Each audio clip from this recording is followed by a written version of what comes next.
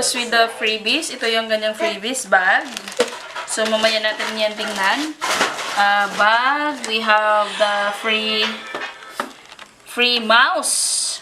No? So, later po, tingnan natin yan. Tsaka, headset. Excited na ba ako? Excited na ba kayo? So, here it goes. Here it goes. Okay. Ito yung kanyang charger. So, that's the charger. And here's what inside.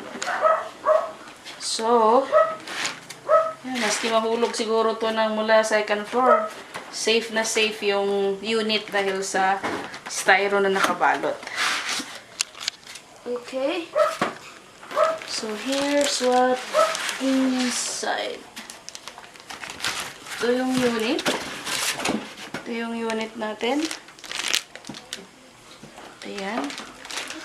And then, it goes with the manual, of course. No? The manual is here. Ayan. Unit. Ang kagandahan nitong Lenovo is that meron siyang flip to boost. No, na i-open mo lang siya, automatically nag-o-on. Now, when you flip this one, so automatic yan mag-o-on. Yan. No, wala tayong ginawa. Hindi natin pinindot yung power button, pero matic siya na nag-on. So, flip to boot. Yung tawag doon. So, yan. Ito yung unit natin. Now, let's see. Ito yung kagandahan din dahil yung kanyang keyboard, no? Andyan na lahat, no? Alphanumeric na yan. Andito yung text. Tapos dito naman yung mga numbers.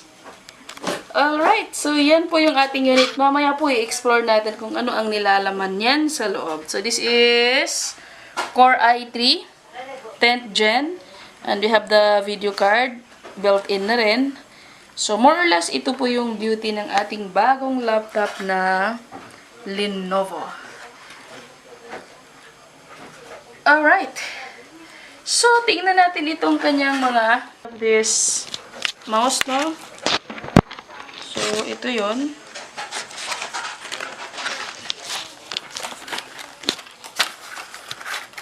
Ayan.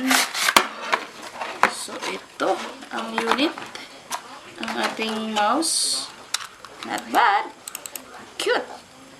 Oh, very sleek.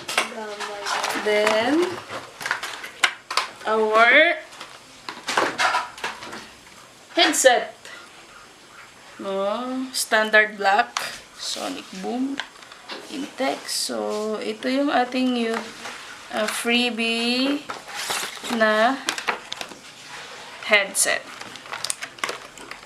Ayan. So, meron tayong, yan lang yung freebies niya. And then, we have the backpack for this unit. The backpack for this unit. So, ito yung backpack natin. Cute po ito dahil meron po siyang pwede ka ito mag-charge. Ayan. So, ilagay mo yung power bank mo dito sa loob. Ayan, lagay mo lang dito sa loob yung power bank. As long as naka-charge. Tapos dito, ayan, pwede ka mag-charge ng yung phone. Habang nasuot mo tong backpack, habang naglalakad ka, habang nasa airport o saan ka man yung adventure mo. At syempre, nasa loob lang yung iyong unit. So, ito po yung ating freebies. No? Yung mga libre sa ating na-purchase na laptop. So, ito yung loob niya. Yan, dyan natin lagay yung laptop. Dito, kung ano kayo bang lalagay. Power bank, ball pen, wallet, etc. So, yan po yung loob. Sa labas, we have, maganda. Pwede din dito ilagay yung unit natin. Tapos dito naman, ayan. Pwede dito ilagay yung passport, wallet, or anything. No, na pwede rin ito lagyan ng notebook, yung listahan sa mga utang. So, more or less, yan ang ating bagong na purchase na laptop po. So, yan po.